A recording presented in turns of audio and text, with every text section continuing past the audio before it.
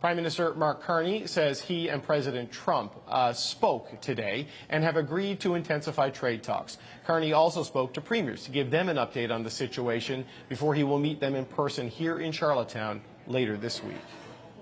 Joining me now is the Premier of British Columbia, David Eby. Premier Eby, always good to see you. Thank you for taking some time. Glad to be here, Dave. I understand the federal government, like all governments, are still kind of assessing the full impact of these tariffs. But what is your sense of the state of play in the broader negotiations after getting briefed by the Prime Minister and his people today?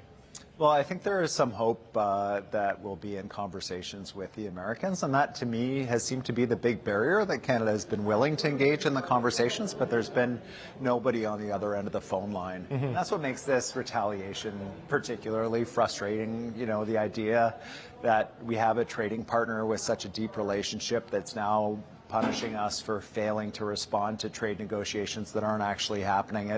It's confusing, it's bizarre, and it's counterproductive, and it's going to make life more expensive for Americans. It's a retaliation on a retaliation, right? Which is, I guess, speaks to the nature of where this relationship is right now. But the net effect of it is that it does start a countdown clock, right? The 30 days now at 29 days. And the Prime Minister said he spoke with the President. They've agreed to intensify negotiations. Now, we've seen that before. It didn't lead to a deal. What's your sense of how the federal government is viewing this? I know they see it as an opportunity, but is this the end game, or is this potentially a dead end? Well, I think, anyone who predicts what the president is going to do is on pretty perilous thin ice. Yeah. And so from my perspective, I think that the federal government has been on the right track in terms of diversifying our trade relationships and trying to get away from exclusive access and dependency on the United States. Our big win is, as Canadians, what we have is in demand around the world. Every trade mission I go on, people are clamoring, especially now with Iran, to get what Canada has. And so we need to have some confidence in that as Canadians. This is something that we bring to the world that people are excited about. We don't have to exclusively date the United States. And in fact, that's been the mission of the Prime Minister, as far as I can tell, with all the free trade agreements and what we're trying to follow on with BC through trade infrastructure, through the ports, through trade missions. And that's not to say it's not going to hurt what the president's doing to a lot of families, especially families in manufacturing related to wood with this latest round. So we're going to have to make sure they're protected with that regional tariff fund the feds have. But at the same time, this is our chance to really ensure that we're protected for a generation from being in the same position again. And let's really seize this moment. Well, look, you're right on that, on the diversification, on the large scale, natural resources, critical minerals, a lot of the big things with energy. But a lot of what was hit today is small scale manufacturing and areas that's a tougher road for them to diversify. So the micro damage today could be quite significant. A 50% tariff, CUSMA compliant or not, I mean, that could wipe out some small businesses. Oh, absolutely. There's small and medium-sized businesses that are going to be badly hurt by that. I don't, to any degree, take away from the impact that forest-dependent families have felt in our province, that these firms are going to face. And they're going to need to see the support both from our government and the federal government, both to fight for a fair trade deal with the United States, but also to find other markets for them outside of the United States.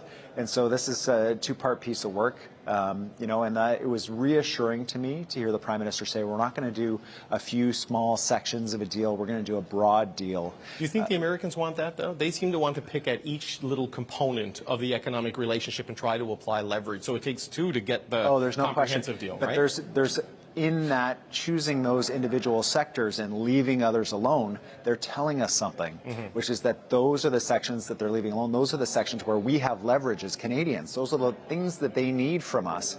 And so we've got to use those sections to bring along the other pieces. That's why a broad deal, why a good deal, why a deal that protects Canadians needs to be across all of these sectors, a broad deal. So it's my understanding that in the First Minister's meeting today, the Prime Minister said, look, we all have to consider our options for where we could be if at the end of the 29 days there isn't a deal we're all comfortable with. We got to contemplate where we might have leverage. And you think of energy, you think of potash, you think of critical minerals, and even suggesting that the best outcome in this process could be that there is no deal.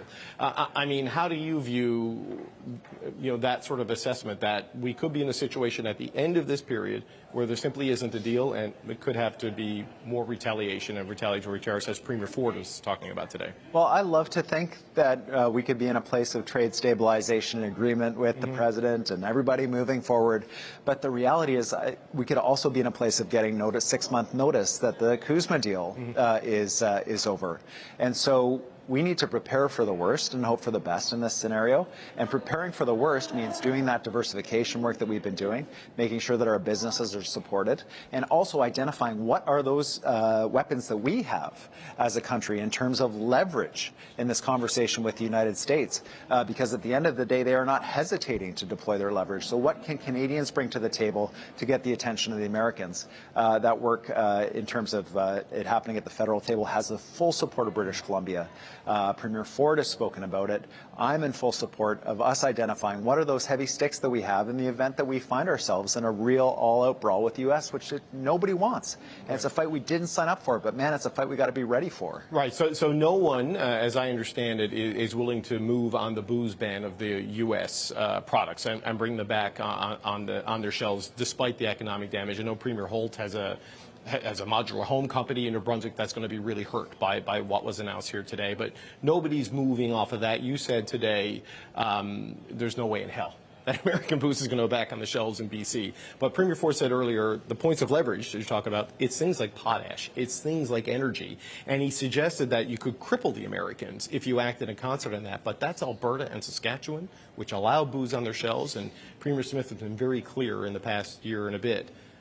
Don't use the oil industry there as leverage. Do you get any sense that those positions have fundamentally changed today with this new escalation? Well, there needs to be a coordinated effort across the country. No one province can carry all the weight here, and we need to make sure that that's the case. But as Canadians, we also need to understand that we can't win this fight with a bully by just giving up and putting U.S. booze back on the shelf. When I said there is no way in hell, there is no way in hell. We are putting the booze back on the shelf because of these movements made by Donald Trump. The only way that's going to happen is through an agreement with the Americans that brings trade stability and supports families in Canada and the United States. And we can get there, but we're not going to get there by giving up as soon as Trump shows up with some more tariffs, because guess what? It's going to happen again. So the federal government has defense procurement as leverage, which I know is something that was referenced today, and others that they say they're not revealing because they want to keep it in their back pocket as it moves on. We've also learned there's been some changes in sort of the negotiating team, or at least the liaison team, that Scott Bessent, the Treasury Secretary, is going to play a more frontline role in these conversations. I mean, what is your sense on what that could mean? Does a new entrant into the conversations on a consistent basis, does that maybe show a change on the American side of things? Well, I hope so. I mean, I don't have enough knowledge of the American administration to know one thing or another about who's at the table and what significance that brings. But what I do know is that I can see, just like everybody else, that Americans are frustrated with the rising cost of living. Today's tariffs are going to make their lives more expensive again. And demolishing Kuzma, if that's where the president's heading, it's going to destroy businesses in the United States and hurt Americans as well, while he's going into a sensitive election cycle. So, I think that the opportunity is potentially there for us to resolve this. I hope it is. I am sure this is a president looking for a win, but he's also, to my mind, a wounded animal right now who is lashing out at friends and neighbors for inexplicable reasons. And so it's incredibly volatile. It's totally unpredictable. And if we want predictability for Canadians, if we want reliable economic opportunity, we've got to be looking to other places. Do you think the federal government, just as a final point, Premier Eby, that Mark Carney could be doing anything differently? You do see the criticism in some circles that Canada needs to get serious, needs to stop dragging its feet, needs to make a deal. My impression has always been the issue is more on the U.S. side, that they aren't necessarily ready to have the serious conversations yet. What is your sense of what the federal side could be doing differently to move this along more quickly? Well, I mean, you can't negotiate with yourself, and you can try, and we can, give up all kinds of things and try to get the Americans to the table. But I think that would be a huge mistake. If the Americans don't want to have a conversation with us, then we've got to be looking to other places. If they want to have a serious negotiation retaliation. I do have the sense that the Prime Minister and his team are ready for that. But in the absence of that, it's really hard to fault them when we don't have a trade partner to negotiate with. And that's the absurdity of all of this, is you would think the guy who authored the book, The Art of the Deal, is looking for a deal. We're sitting down at a table. Right. But every impression I have is the complete opposite. Right, and as we've seen with the bridge, what is a deal worth? I mean, that has a hangover, all of this, is it not? The Gordie Howe Bridge deal was reopened and renegotiated and re-leveraged. Can you even trust a deal if you get it? Well, we did get a deal with Kuzma. Prime Minister Trudeau and the President agreed. The President called it the best trade agreement the world had ever seen, and here we are again. So that's why we need to be looking long-term to diversify.